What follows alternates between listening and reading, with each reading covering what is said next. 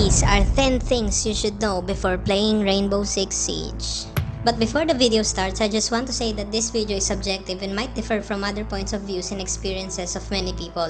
This is only in my opinion and what I've learned through the years of playing Rainbow Six Siege. First of all, Rainbow Six Siege is a tactical team game. It's not like the usual first-person shooters where it's just all about insane reaction times and good aiming. Team effort is needed in order to defend or attack objectives which are situated in adverse locations in every map. Tinitingnan ko yung midway stairs, Jaeger, ikaw na lang sa doorway ko. This game is all about making decisions and being flexible in different kinds of situations. There are 3 types of objectives in Rainbow Six Siege. These are secure area, Secure the container. hostage,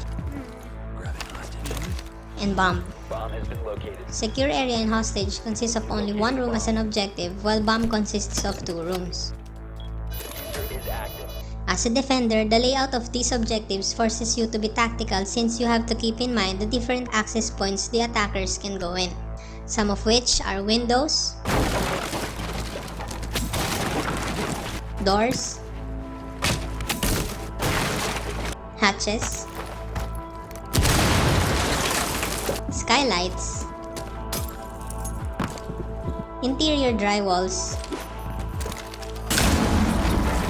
exterior drywalls, Op 4 hasn't found the biohazard container. and other openings. Defenders are now provided by what you call reinforcements, and these are used for drywalls and also hatches. 5 seconds insertion.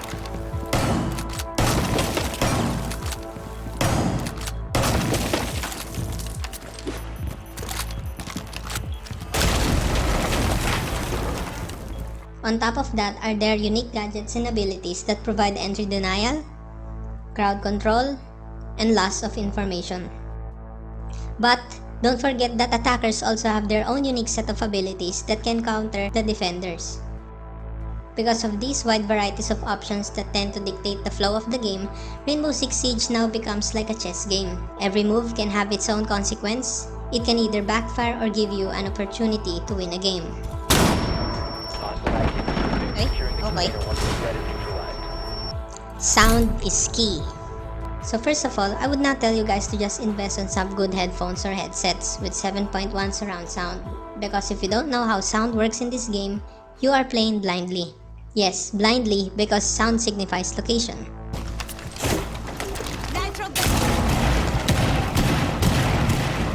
In this game, sound travels through openings. If you are beside this pool table right here, and you hear gunshots to your right, the sound comes from this doorway because it's the nearest opening. And also, it doesn't travel through walls. But if you're in this kind of spot right here where you have a high ceiling, you can pinpoint the direction of the sound, but it's hard to determine whether it's coming from the floor that you're standing on or the floor above you.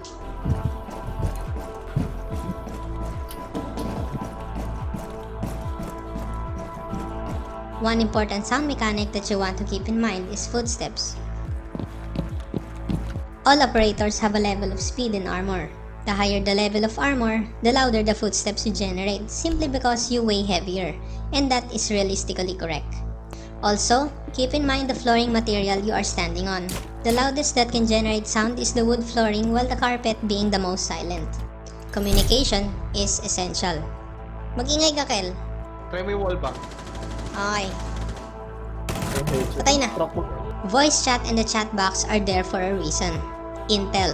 Intel is information. Information where the enemies are pushing, information whether your teammate needs help, and etc. Microphone or a built-in mic in a headset is not a requirement for the game since you can still spread some intel simply by typing in the chat box. For your first few hours on this game, it's totally okay if there is no communication as you are still giving some time for you to learn the game. But when you already gathered hundreds of hours playing yet you still don't communicate to your teammates, then you're going to find it hard to win some games, especially when you are playing solo, which leads me to the next topic. Tumakbo sa hallway, nasa hallway, peeking, doorway, dalawa na sila. Isang half wall, isang hallway. O diba, parang nag-rap. Bring your friends. If you don't have someone to play with, it's advisable to gather up some friends. Or just a friend will do the trick. Because playing Rainbow Six Siege solo can be exciting at start, but when you put on a few hours playing the game, it becomes boring. Most of the time, going solo can be nerve-wracking, as you get to play with random people who don't care whether they win a game or not. And then, problems like toxicity, trolls, lack of communication, and language barriers settle in. So yeah, bring a friend. Op 4 last stop. What? Oh, shit. Oh, injured yung isa. Injured. Yan. Okay.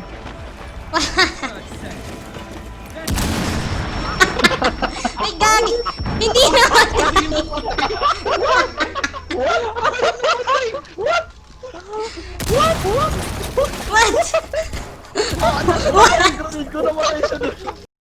Learn the maps and its callouts. Map knowledge leads to effective communication. Learning callouts in every room, in every map, will take a long time to learn. Callouts are basically what describes the room or what you see in the room.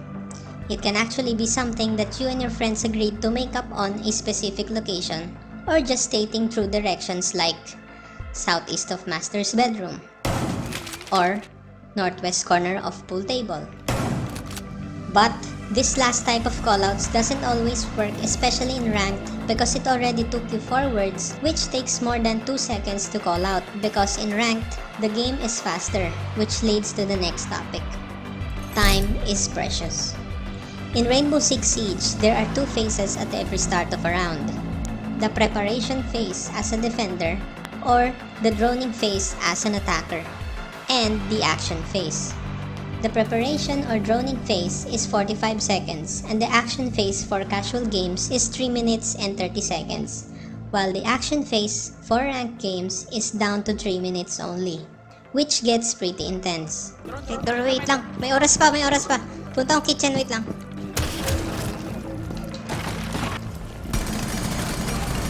Rotating ako. Tayo na si Lesion. Going on the theater in last one, no? Probably. Plant. Time actually controls the game and determines the decision making of the team.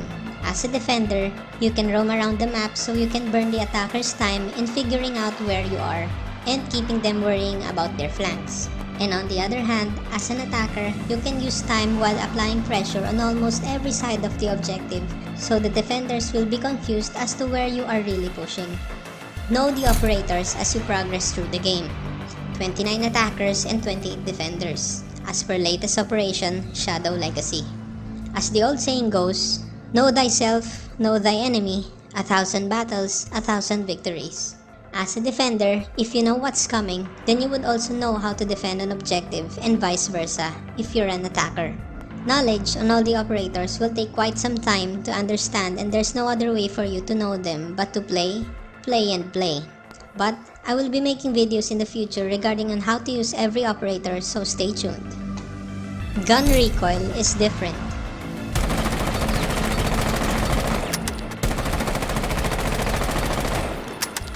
Unlike other first-person shooter games such as PUBG, Warzone, Escape from Tarkov, CSGO, or Valorant, it's different.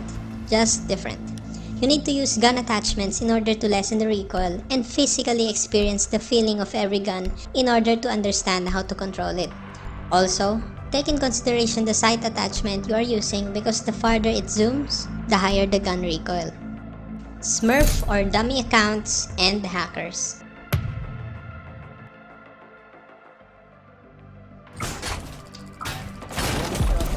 Oh my god, what the fuck? Smurf or dummy accounts, if you're not familiar, are actually high-level players or even high-ranked players who just made a new account and are now getting matchmade against real new players of the game. Some of them trolls the living heck out of the new players, and some of them just literally want another account to play with. So if you are playing with a low-level player, but already knows how to quick pick and pre-fire, that's probably a Smurf account. So if I were you, take some notes and observe them on how they move and on how they make decisions around the map, because it can actually help you a lot. On the other hand, hackers. It's been a long time running in solving this problem, and the devs or developers are taking this seriously behind the scenes, as it gets very unfair when hackers tend to play ranked games and breaks the whole concept of getting high up in the ranks. So, moving on to this unfortunate topic, last but not the least, being unpredictable gets you wins.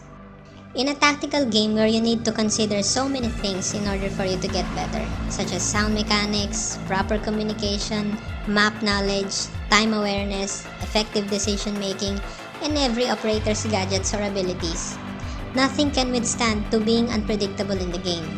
Aside from hiding in corners or lying down in a very unconventional spot, there are so many ways on being unpredictable which takes guts to pull it off that your enemies weren't expecting you to do. Because of this concept, the game shines as you can't expect what is going to happen every round, which in turn will sculpt you in getting better at the game after quite some time. Just always remember that 5 people on the other team also want to win, and it's your job to break through that wall and secure what's yours. Op 4 last operator standing. So that's it for today, guys. Those were the 10 things you should know before playing Rainbow Six Siege. If you learned something new, please leave a like, comment down below what you think about the video, and maybe subscribe for more Rainbow Six Siege videos in the future. Kuya Tintin out, let's go!